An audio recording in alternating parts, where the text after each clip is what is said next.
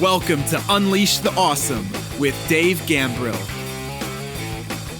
All of us have unique skills, talents, and abilities that aren't being used to their full potential. Our mission is to share the people, tools, apps, and other resources that will help you unleash your awesome on the world.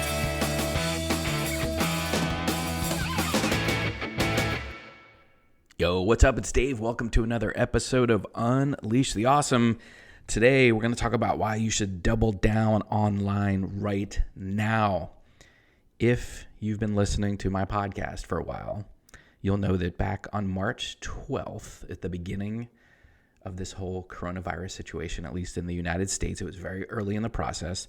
Episode 21 of this very podcast, I called it Coronavirus 2020. It doesn't matter what you think, it matters how you respond. I talked about a lot of the things you should be doing online right then to prepare for what's happening. I talked about your Zoom account and Dropbox and shoring up your internet access and all kinds of stuff. And if you go back and listen to it right now, you would think that I had a crystal ball. It's kind of because I did.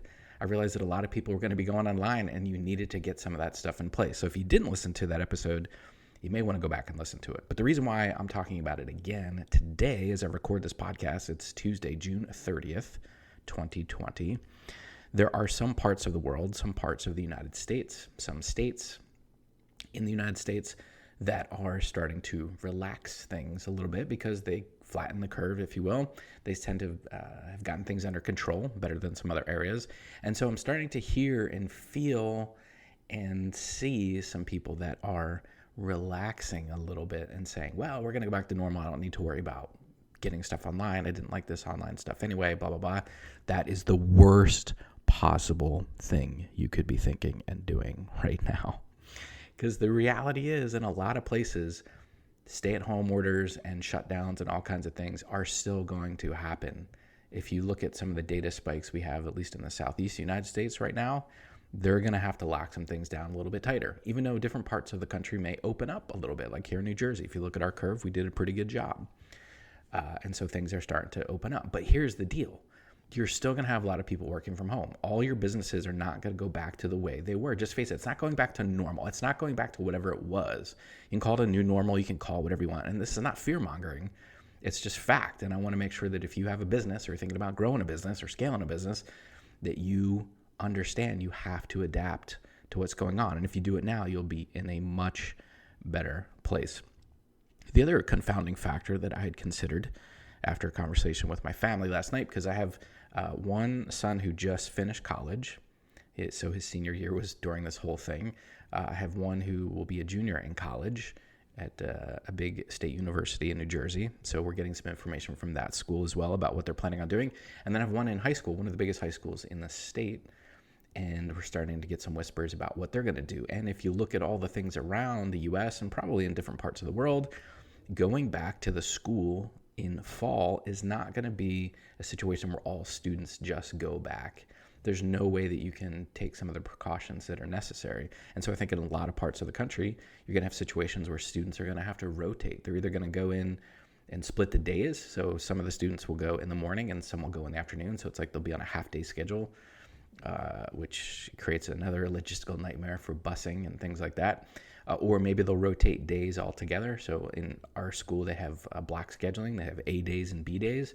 So maybe they'll rotate every other A day you go to school and every other B day you go to school or something like that.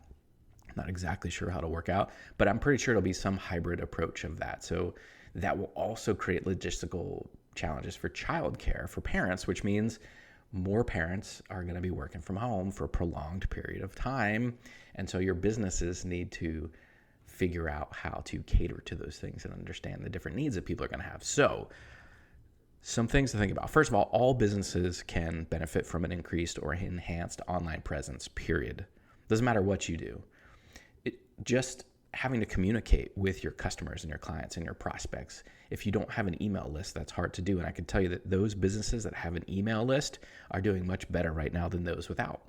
That includes things like restaurants, right? There's a local pizza place every couple of days sends something out and says, hey, we have specials and we'll deliver to you. And we have contactless delivery and payment options. And hey, thanks for being on our email list. We have a special, 2-for-1 pizza deal going on or whatever. And guess what? They're getting more of my business than other companies are, because it's one less thing for me to think about. I have all kinds of other stressors and things happening in my life because of all these changes. And so at 3:30, 4 o'clock in the afternoon, when the pizza guy pops into my inbox and says, hey, have you thought about dinner tonight? If not, order right now and we'll have it delivered to you. You can schedule it for an hour from now and we'll bring it on by. I'm like, this sounds like a great idea.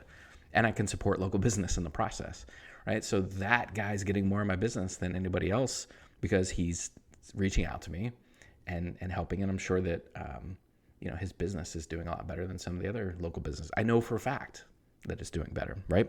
So even brick and mortar service-based can leverage this kind of stuff. If you're a real estate agent or a mortgage broker, or you work in your maid service or lawn care, landscaping, things like that, you could be communicating your schedule. You could be communicating the change into your services. If you own a car wash, like my local car wash, I didn't know when they were going to open again. And usually you get out of your car and they drive it through and they do the interior and the exterior and all that stuff. And I didn't know what their changes were. So for the longest time, I didn't even know if they were open, so I didn't go.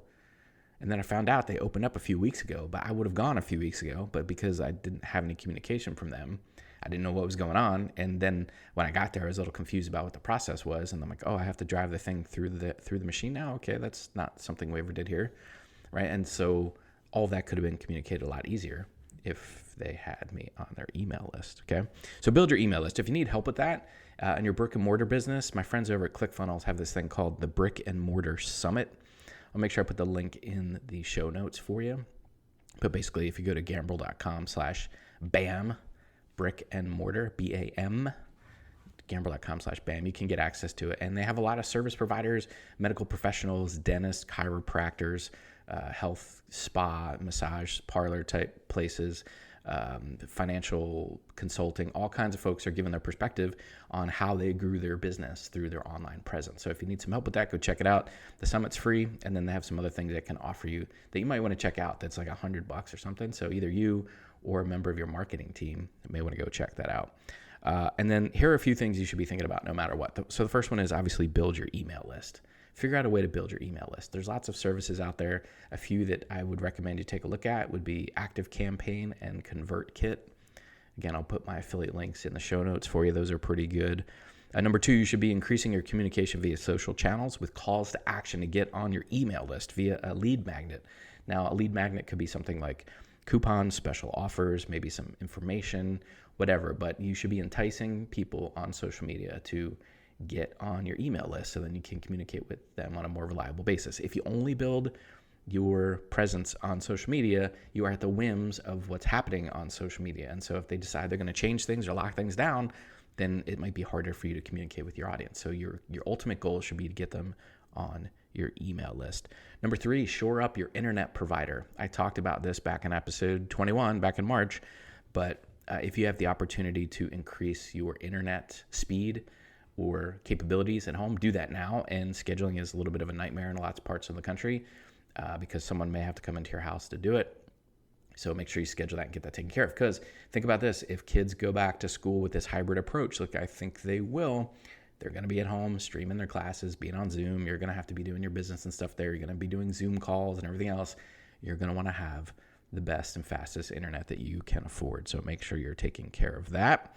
4th thing, invest in ways for customers to book easily online. So if you're a service provider, maybe you do coaching or consulting or something like that, I use a service called Calendly for people to get on my calendar. And I use that for everything, actually. If people are booking coaching calls with me and in my paid programs, if people want to get on my podcast as a guest or whatever, I use that and just send a link for different calendar types that I have, different appointment types.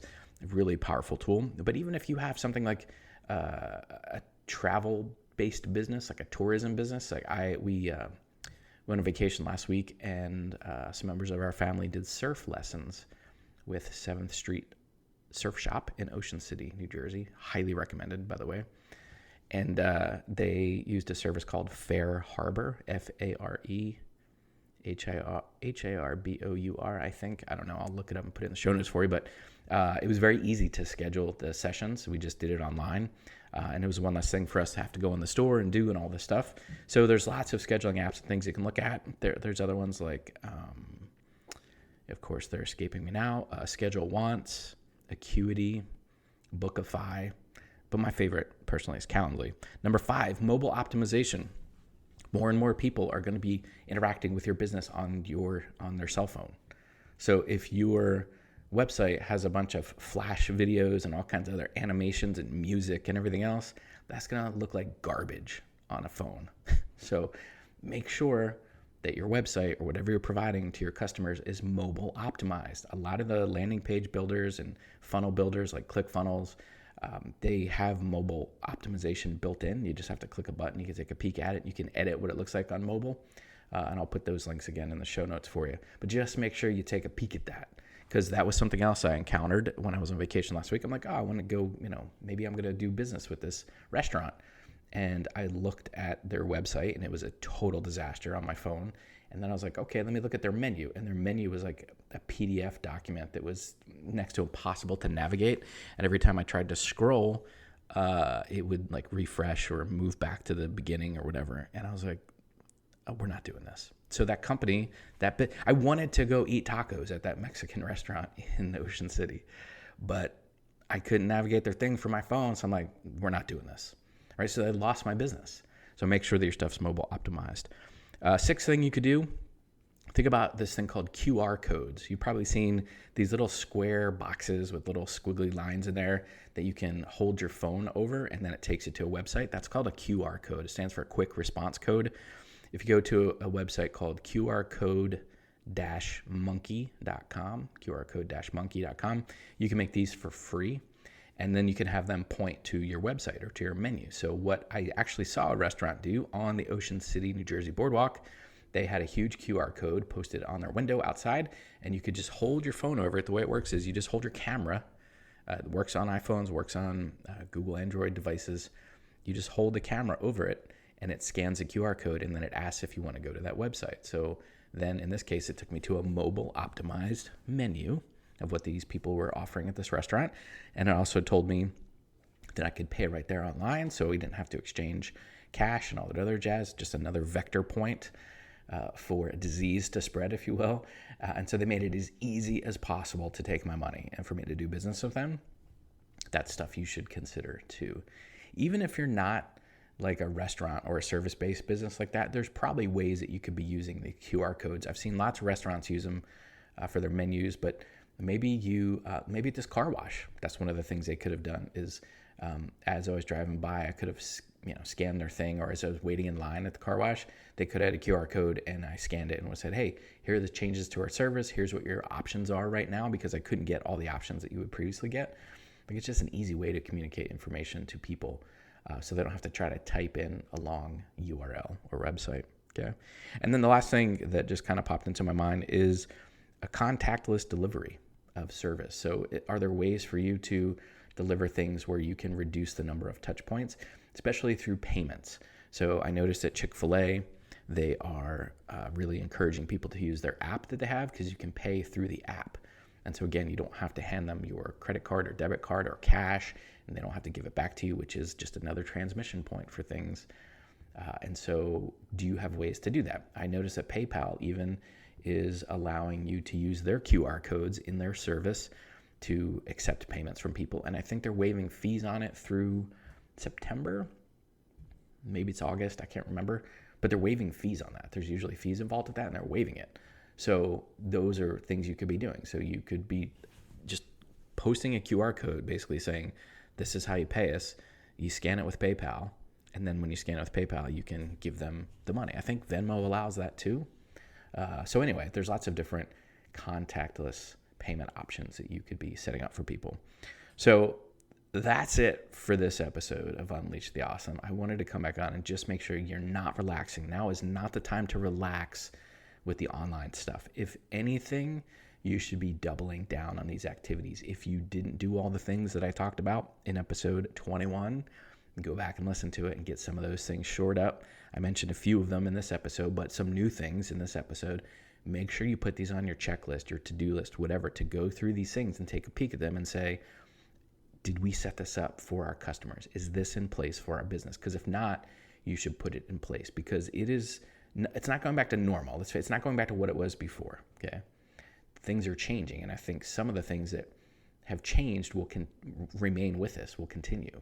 And so if you have been holding off all this time saying, well, it's just going to go back to normal, I'm afraid you're going to be in a really, really bad place. So now would be a great time to adapt and double down on this stuff so that you and your business can continue to unleash your awesome. So until next time, make sure you go out and unleash your awesome on the world.